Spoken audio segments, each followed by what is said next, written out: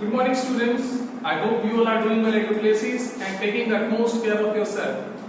So let's start today's video lecture. But in previous video lecture, we have discussed about the introduction, the definition of constitution, and the working of Constituent Assembly, and also we have discussed about the preamble in detail. So, okay, students. Then, as you can see in this image, this is the first page of our Constitution, which is known as the preamble. See how it is written over here. As you can see, this is the same image as you are having in the textbook. So this is the actual page of preamble. Here it is written, as you can see, that we will provide justice in every means, social, economic and political. We will provide liberty to each and every citizen of thought, expression, belief, faith and worship, and also we will provide an equality of status and opportunity, and we will maintain the fraternity among all the nations. Okay. So now we will move further. So today we will discuss about the pillars of preamble. These are the three important features of preamble, pillars of the preamble: democracy, socialism, socialistic, and secularism. Okay. So we will discuss about all these three terms in detail. Okay. Let's start with democracy. You know very well that the democracy is first of all a system of governance.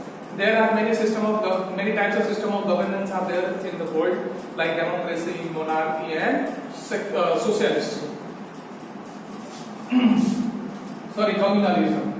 So here the democracy is also having the two types, which are the presidential and parliamentary. We know very well that we have discussed in previous standard, parliamentary and presidential. So there are two types of democracy as well. So India is having the parliamentary democracy. Okay. So in a parliamentary democracy, the total power lies in the hand of the people, and this is what exactly means of democracy. Democracy, if we bifurcate the word democracy, there are two Greek words, demos and kratos. So demos means a people and kratos means power. When we combine these two words, it is clear meaning that a people's power. Okay. So in a democracy, ultimate power lies into the hand of people only. So that's why in democracy we are having a very simple definition: by the people, of the people, and for the people. This simple definition was given by the American USA President Abraham Lincoln. Abraham Lincoln gave this definition: by the people, for the people, and of the people. That means ultimately in a democracy, the people will be in the center. Okay.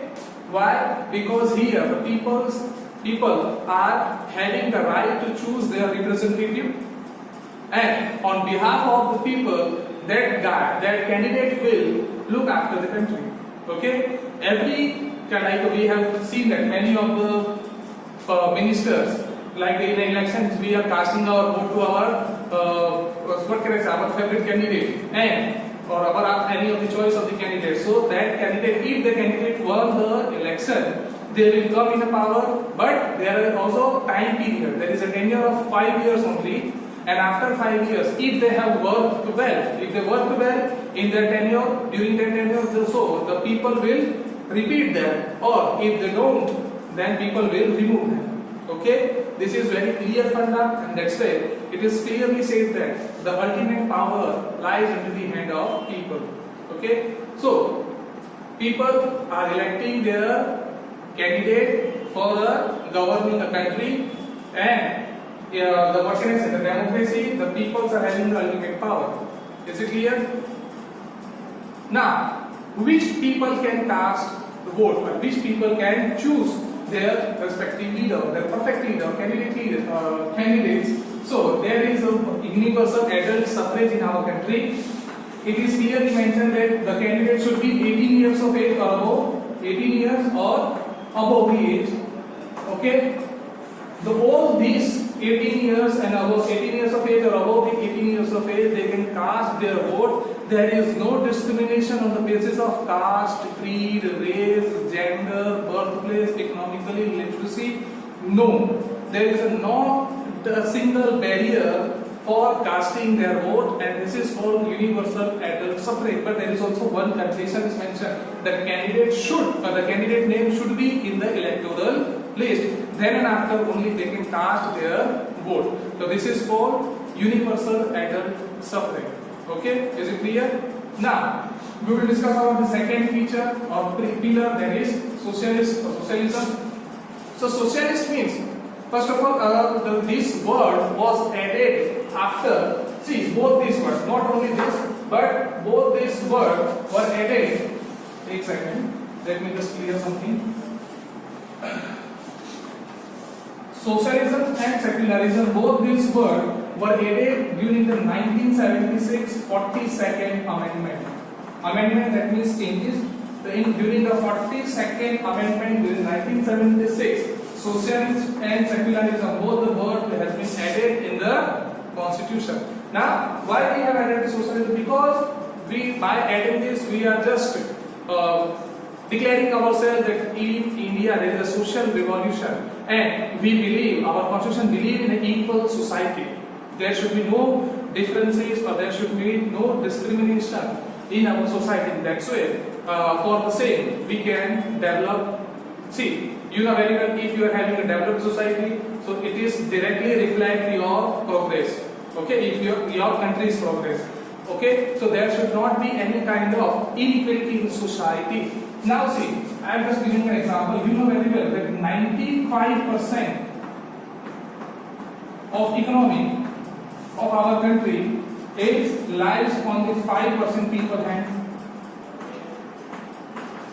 and 5% economy of entire country lies into the 95% people. So this is a vast gap in our country, and our constitution was not like the constitution believed that this should be happen, and that's why they have word socialism in our country. So what can I say, that clear motto was that only this should not be done.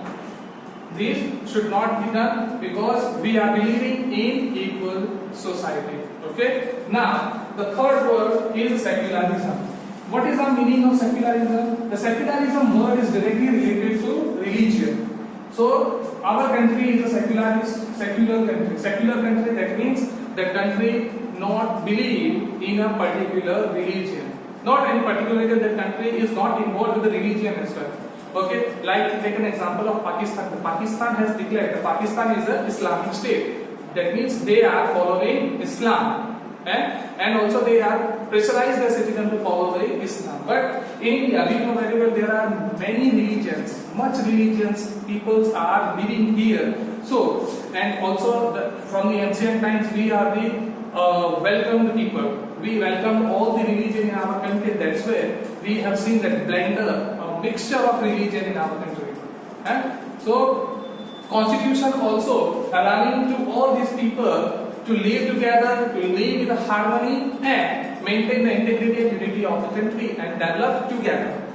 Okay, so the secularism means that country will not interfere with any of the religion activity, country will not support any of the religion activity, country will not spread any of the religious ideas and their their values and as well. Okay, all the religions are equal in the eyes of the government.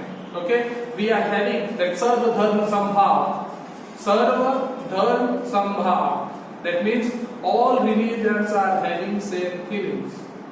Okay, so this is secularism. And one more thing, all the people are free to choose their respective religion. Whatever they want to choose, they can choose the religion. There is no pressure, there is no rules and regulation to change their religion. All citizens are free. So these are three important pillars of the free environment. I hope you clearly understood what we have discussed today. So this is it for this today's lecture. In next lecture, we will discuss about the salient feature of Constitution. We will discuss some of the top features in the next lecture. Okay? Is it clear? Okay. So I am ending this lecture here only. We'll see you in the next lecture. Till then, have a great day. Take care and bye everyone.